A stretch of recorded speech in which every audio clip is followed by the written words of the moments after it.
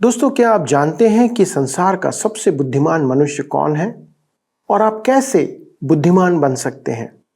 मित्रों, बाइबल में एक सूत्र है जिसके द्वारा इसे प्राप्त किया जाता है या जा सकता है। क्या आप वह सूत्र जानना चाहते हैं? तो इस लिंक पर क्लिक करके मेरे साथ इस प्रसारण में शामिल हो जाइए और जानिए कि आप कैसे बुद्धिमान बन सकते हैं।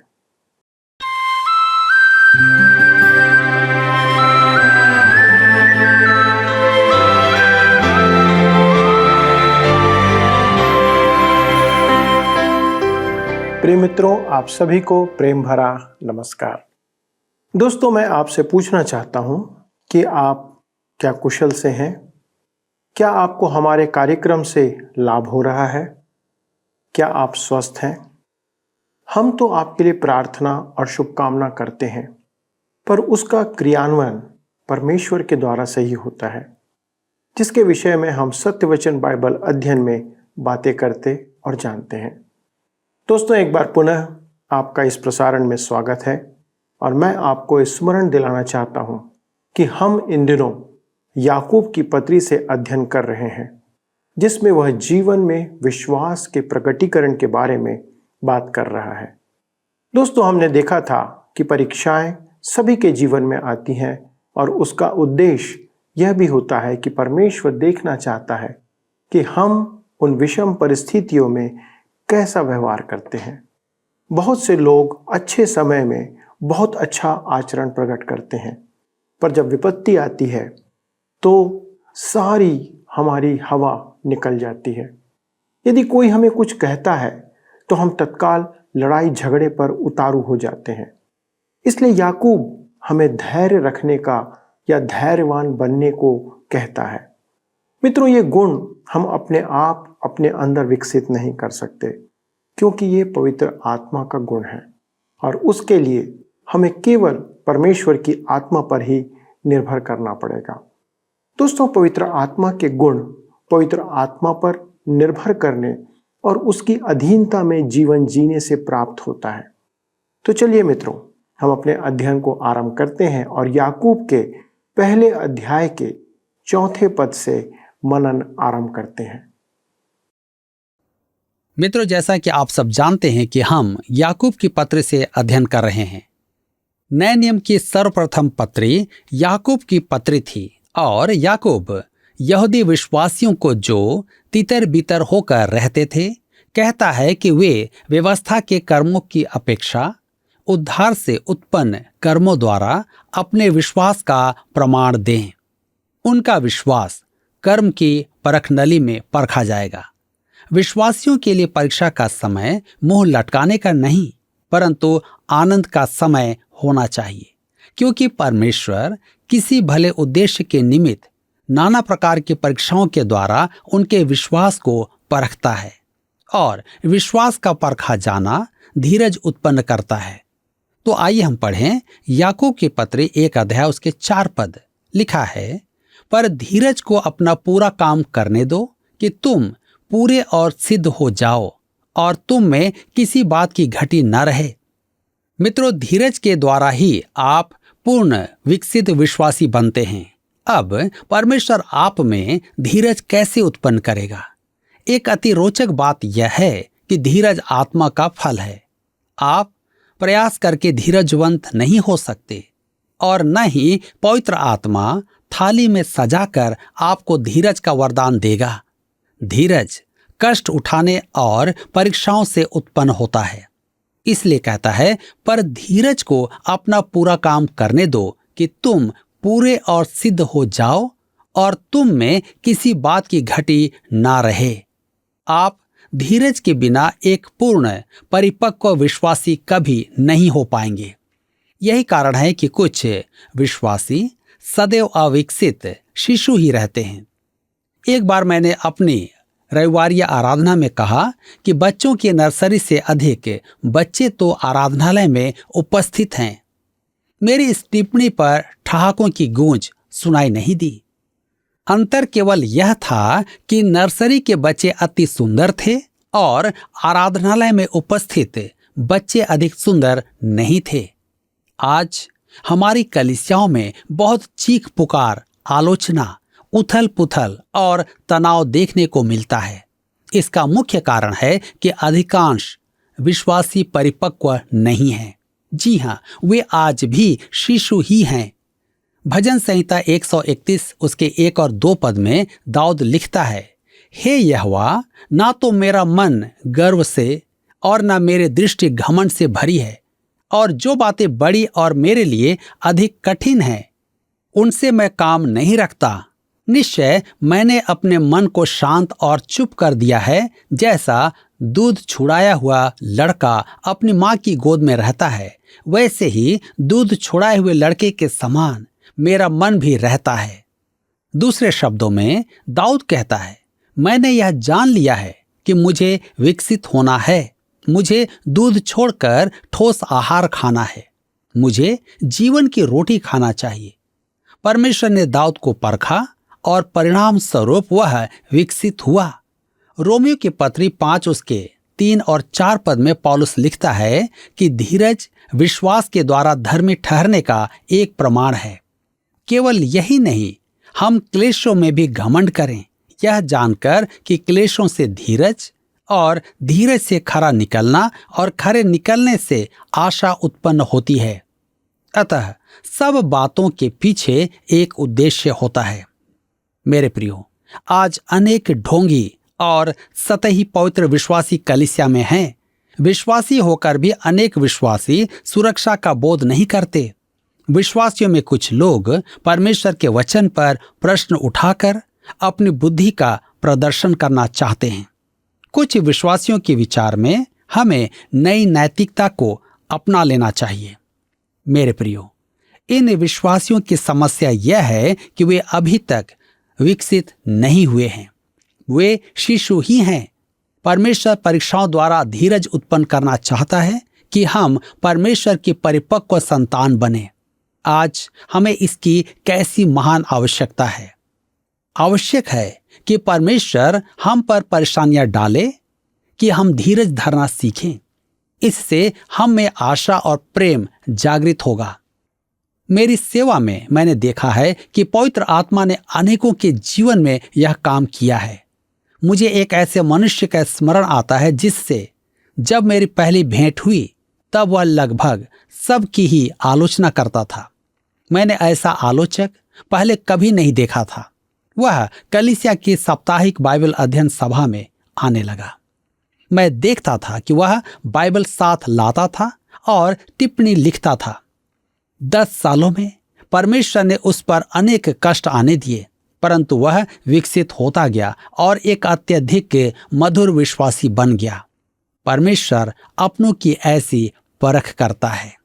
याकूब के पत्र 1 के 5 में आगे लिखा है, पर यदि तुम में से किसी को बुद्धि की घटी हो तो परमेश्वर से मांगे, जो बिना उल्हाना दिए सबको उदारता से देता है और उसको दी जाएगी। ध्यान दीजिएगा, लिखा है बुद्धि। बुद्धि शब्द का उपयोग यहां याकूब द्वारा व्यक्त परीक्षाओं के संदर्भ में है। हम पर परीक्षाएं आती हैं, परेशानियां आती हैं, समस्याएं आती हैं। आप इस समस्या को कैसे सुलझाएंगे? आप इस विषय को कैसे संभालेंगे? आप किसी व्यक्ति के साथ कैसा व्यवहार करेंगे?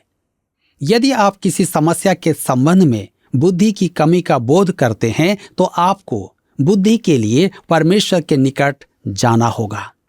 बुद्धि ज्ञान का व्यवहारिक उपयोग और अभ्यास है। अनेक लोगों में ज्ञान होता है, परंतु वे उसका व्यवहारिक अभ्यास कभी नहीं कर पाते हैं। आज भी मैं अपने एक हॉकी खेलने वाले मित्र के विषय में सोच सोच कर हंसता हूं।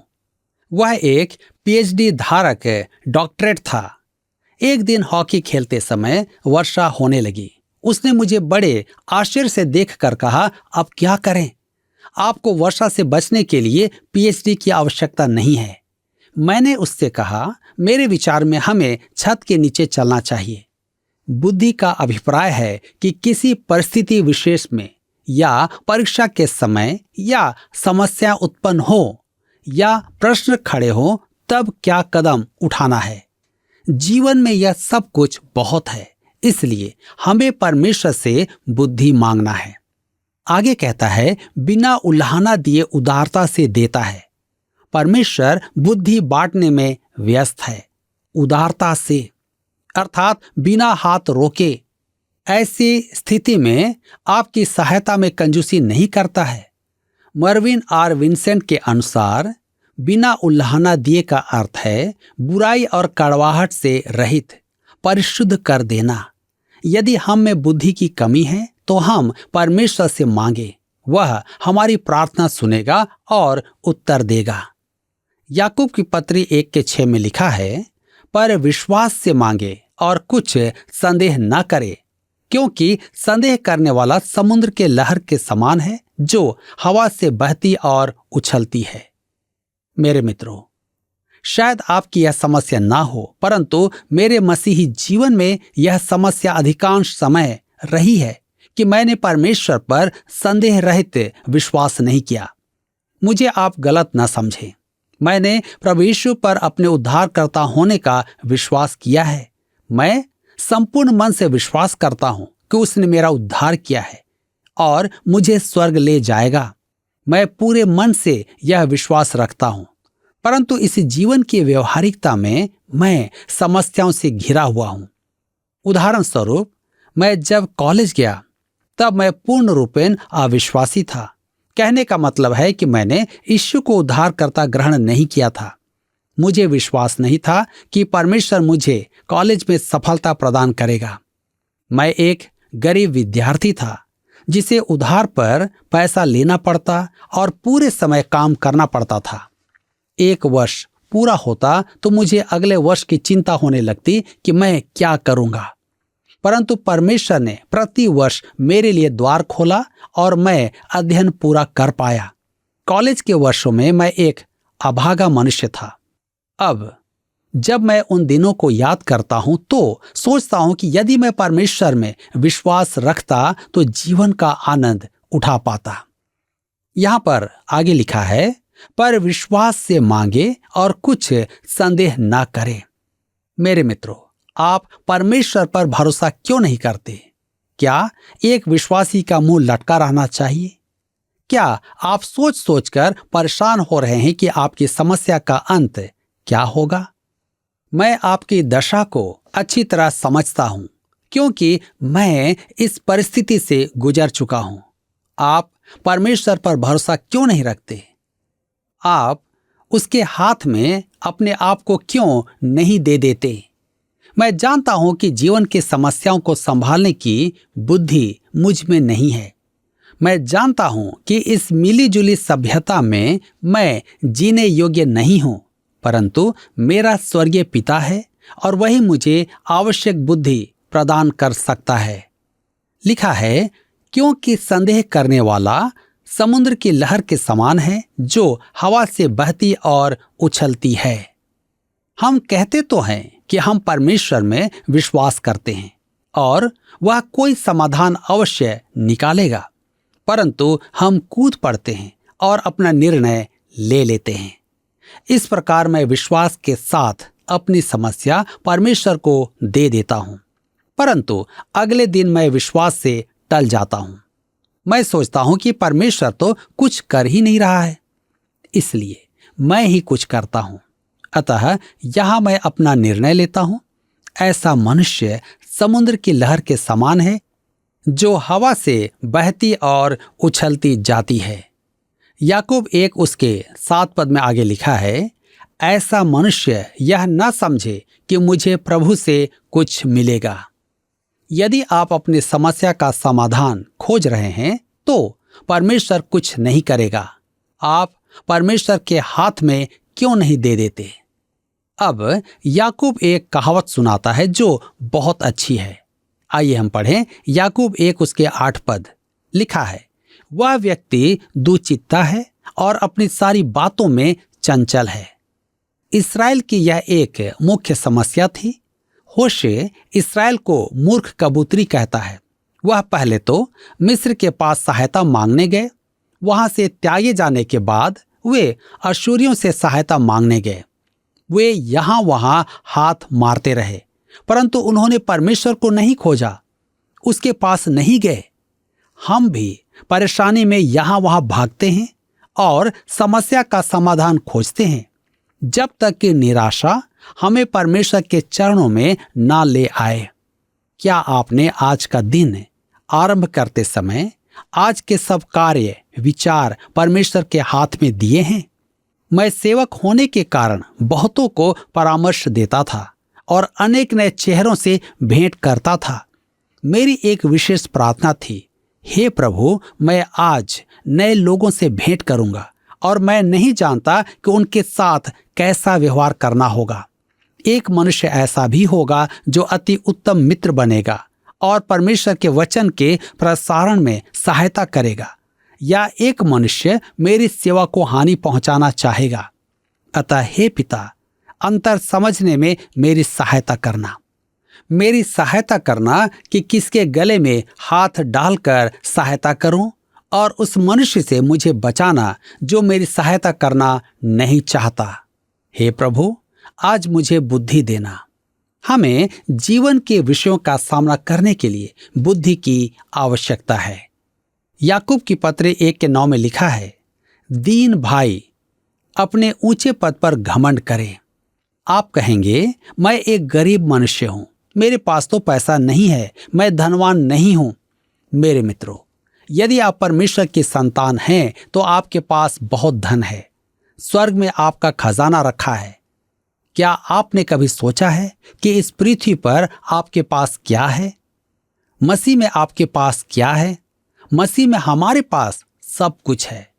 पौलुस कहता है पहला कुरिन्थियों की पत्री 3 उसके 21 से 23 पद में, इसलिए मनुष्यों पर कोई घमंड ना करे, क्योंकि सब कुछ तुम्हारा है। क्या पौलुस, क्या अपोल्लोस, क्या कैफा, क्या जगत, क्या जीवन, क्या मरण, क्या वर्तमान, क्या भविष्य, सब कुछ तुम्हारा है और तुम मसीह के हो और मसीह परमेश्वर का है। मैं मसीह का हूं और जो कुछ मसीह का है वह सब मुझे दिया जाएगा।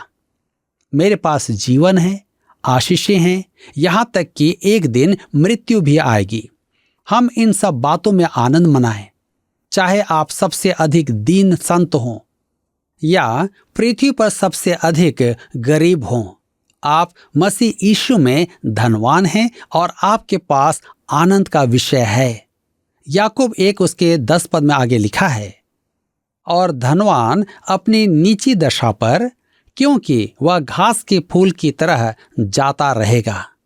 मैं कहीं कहीं देखता हूं कि इमारतों पर धनवानों के नाम लिखे होते हैं। क्या आप जानते हैं कि वे आज कहाँ हैं?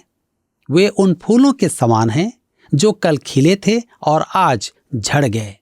वे कभी एक हस्ती रखते थे, उनका ऐश्वर्य और नाम था, परंतु आज वे सूख कर समाप्त हो गए।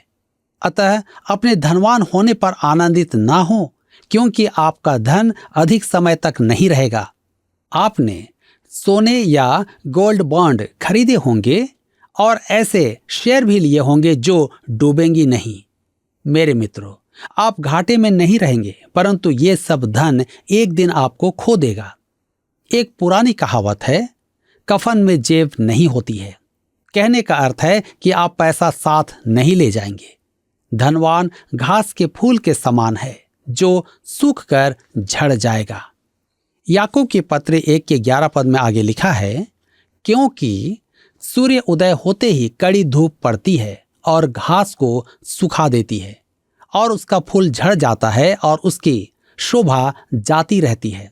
इसी प्रकार धनवान भी अपने मार्ग पर चलते चलते धूल में मिल जाएगा। वर्षों पूर्व मुझे एक सभा में प्रवचन का सौभाग्य प्राप्त हुआ। वहां पर एक वृद्ध फिल्मी नायिका सितारा भी थी, जिसने अपने जीवन के अंतिम समय में प्रभु यीशु को ग्रहण किया था। मैं उसे देखकर सोच रहा था कि उसे ऊंचाइयों पर पहुंचाने वाली उसकी सुंदरता अब ढल गई थी। परमेश्वर कहता है कि धनवान इसी प्रकार ढल जाएगा। मित्रों, आपने देखा कि हमें धीरज को अपने जीवन में कार्य करने देने की आवश्यकता है। क्यों? क्योंकि हमें प्रभु यीशु की समानता में सिद्ध होते जाना है। मित्रों, हमारे जीवन पर वचन का प्रभाव और पवित्र आत्मा का नियंत्रण एक बार में नहीं आ जाता।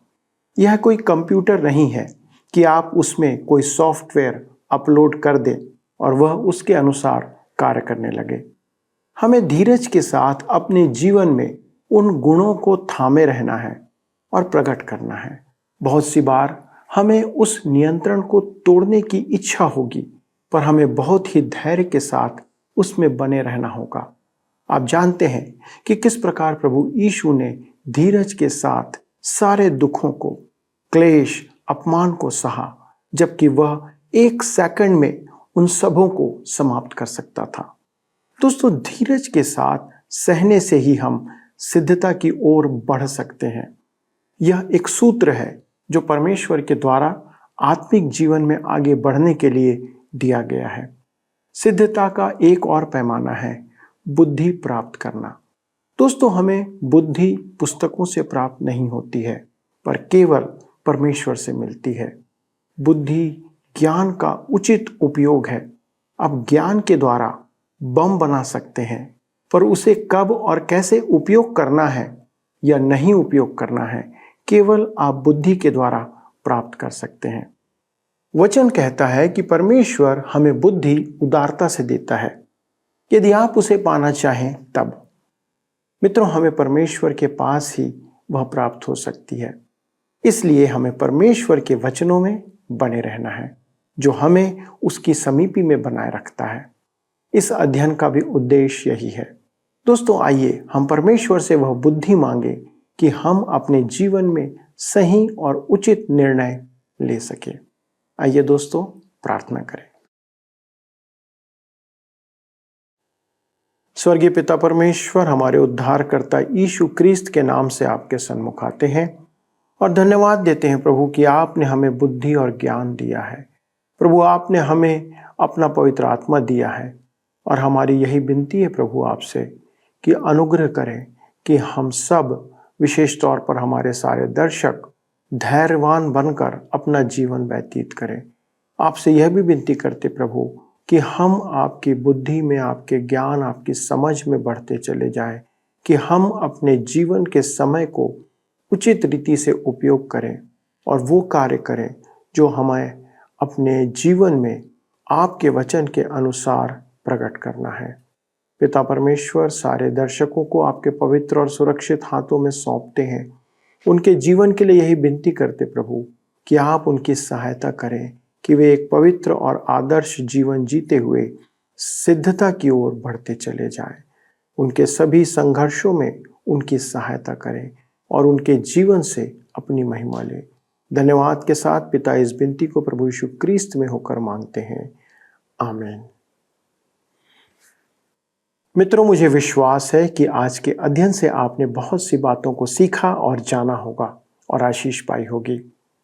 मेरा आपसे निवेदन है कि आप अपने फ़ोन उठाएं और हमें इस बारे में सूचित करें, क्योंकि आपके फ़ोन ये प्रकट करते हैं कि आप आज के दिन हमारे साथ जुड़े हुए हैं। ये कार्यक्रम YouTube पर भी उपलब्ध है। कृपया वहाँ पर जाकर भी इसे और गहराई से समझने के लिए आप समय व्यतीत करें। अगले प्रसारण तक परमेश्वर के अनुग्रह में बने रहें और परमेश्वर की आशीष आप पर और आपके पूरे परिवार पर सदा लो बनी रहे। आइए अब हम प्रश्न को देखें। पिछले प्रश्न का उत्तर है बी, याकूब की पत्री। याकूब की पत्री नए नियम की पत्रियों में सबसे पहले लिखी गई थी, जिसे उसकी व्यवहारिक शैली के आधार पर नीति वचन के समतुल्य माना जाता है। आज के अध्ययन पर आधारित प्रश्न है, याकूब बुद्धि शब्द का उपयोग खाली स्थान के संदर्भ में करता है। ए, परीक्षाओं, बी, आपदा, सी, पढ़ाई, डी, सांसारिक उन्नति।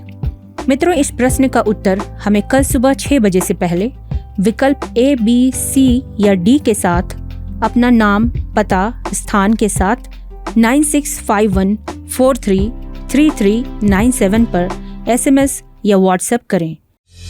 क्या आपको यह कार्यक्रम पसंद आया? अभी हमें एक मिस कॉल करें और आप अगले विजेता हो सकते हैं।